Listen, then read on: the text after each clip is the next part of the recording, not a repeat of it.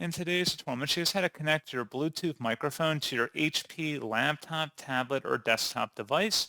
So this should hopefully be a pretty straightforward process here, guys. And without further ado, let's go ahead and jump straight into it. So all you have to do is open up the search menu, and you want to type in settings. Best result should come back with settings. Go ahead and open that up. Select Bluetooth and devices on the left panel, and then on the right side, select where it says add device near the top. Select Bluetooth, and then make sure your microphone is powered up as well as connected to your Wi-Fi settings, and then it should populate here. You would select it and then just follow through with the on-screen guide. It's a pretty self-explanatory process from here, and that's pretty much it. So as always, thank you guys for watching this brief tutorial. I do hope that was able to help you out, and I do look forward to catching you all in the next tutorial. Goodbye.